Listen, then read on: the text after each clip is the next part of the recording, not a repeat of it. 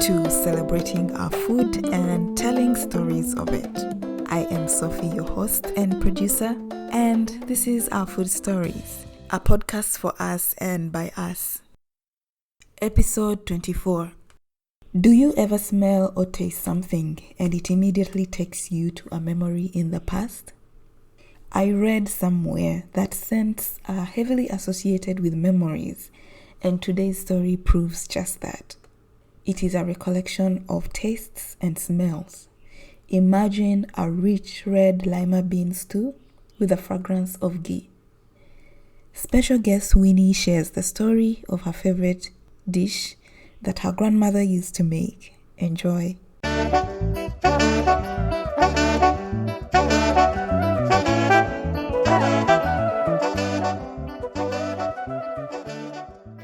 I'm Winnie, I'm Uganda. I hail from Metiana, which is in Singo County, in central Uganda, in Uganda Kingdom. I'm going to share a story about food as told to me by my grandmother. In my culture, food is a way of bringing together people. And we also have a saying that olugenda enjala terudda, literally meaning if someone goes hungry, they won't come back to visit. So my grandmother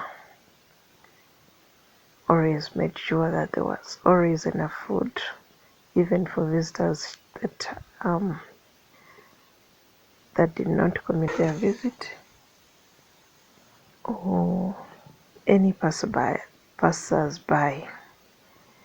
So food was always there all the time, in any form. So the food that I want to share with you, I think it's called the lima beans. These beans are colored red or maroon. They're big in size, not like the normal beans. So in Uganda we call them Ebiyindiyindi or maybe Ekigaagaa, and it's one of those foods that I love most. It goes majorly with matoke. I love it mostly with matoke, but you can enjoy it with any other foods. So my mother used to prepare these beans in a way that they always retain their nutritional value, the flavor, their texture will never be altered, and you could get the food and sauce ready at the same time. So when she was preparing food, she could get these beans ready, put them below the food, because in Uganda we mostly steam. So she puts it below the food, then puts the food on top and cover. Interrupting your listening for a little bit. Did you know that you can send in your food story? Yes, that's right. If listening to this podcast has inspired you to relive some of your favorite food memories, you can send those stories and be part of our food stories.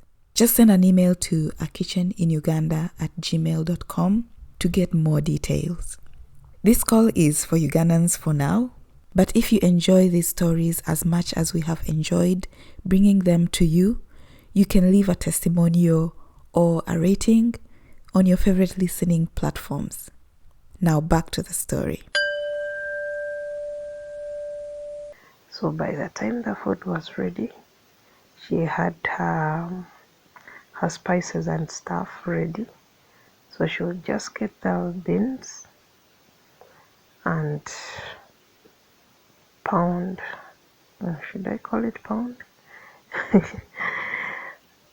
You pound. I think it's pound. Or kugota. She could kugota the beans, and with her onions and tomatoes ready, She would just get the pounded stuff, add to the tomatoes and stuff, and add boiled water, let it boil for some minutes. Then she adds a little ghee. She used to add ghee, and this was something that brings out the best in this sauce. So I loved it. I loved it so much, and it's one of the foods that always raise my appetite the moment I see it prepared. Thank you guys. It's been nice sharing with you.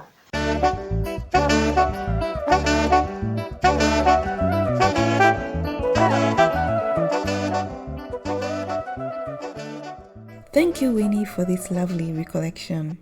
I am sure we could all feel the fondness in your voice as you shared some of your favorite memories of your grandmother. Remember, if you have a delicious food story that is very dear to your heart and you would like to share it on this podcast, you can reach out to me via email at akitcheninuganda@gmail.com or on Instagram at akitcheninuganda. Don't forget to share the podcast with other listeners, to leave a review or a rating, and to comment on your favorite stories wherever you listen. See you in the next episode.